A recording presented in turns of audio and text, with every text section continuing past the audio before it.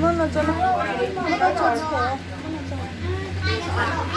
cái màu sửa lại trắng xinh hoa có màu vàng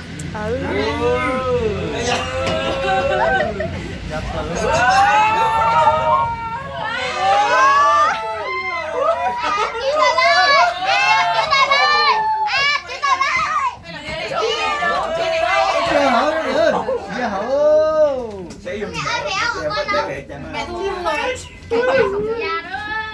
rồi nó nặng kia đi ngồi đây cho chúng đẹp lắm đây đẹp lắm đúng rồi đi xuống đây đây xem mời chạy tử quay này chỉ muốn nói nhưng mà sai ở đây mình có thể đi xe máy tự đi nhưng mà xe máy tự đi ba người cây ép mày à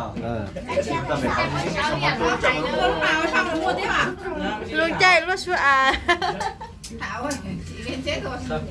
Đây là mẹ của Vũ đấy. cho một con đâu Mỗi đứa là có một suất thôi, con ăn cả một này về con đâu? cá có gì đâu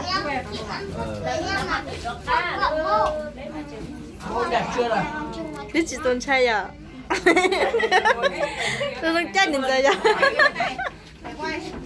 nó tập một số tua xe hậu thiệt Đây bây giờ.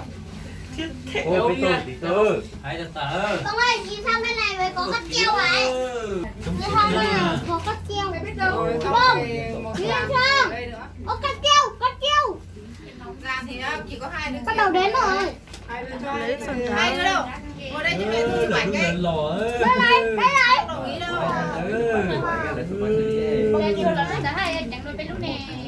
à chị tính à ăn luôn miệng cái này cái tên là xe thôi cậu ấy cái cái tên mình xe thôi ăn ít là làm như gầy như nào đúng không Ô, nó sợ tía rong muốn là rõ chị nè. cái nồi mông Lúc phải che hết người rồi. Ngồi đây để chụp ảnh. Anh bông ơi sang đây với em đi con. Ngồi chỗ góc phòng phong đi. ôi lên lên lên Ôi cao này là quá đấy. Hả? ngồi đây dưới Wow. Coi như đến cả chiều Cái khó táo rồi. Cái này cho con có điểm á. chạy cá chiều quất tắt đây như ngồi đây này. giờ có luôn này Đây nó đâu, chị vào đây. Ôi trời, dùng nó mạng lên đây. Đi chưa, dành cho Ngồi chị vào không phải cho con ở đây. Bây giờ ngồi ra đây chụp ảnh á, cho mẹ thu chụp ảnh không? lo mua cho mua lo mua Còn bông nữa, không phải mặt. Bông quay con. Bông quay mặt ra kìa để chụp ảnh kìa. Đi nữa kìa, hai đứa quay mặt ra kìa. Đi bắt đầu, đưa bắt đầu. Nghe bố mẹ điện thoại đi rồi. Hay ơi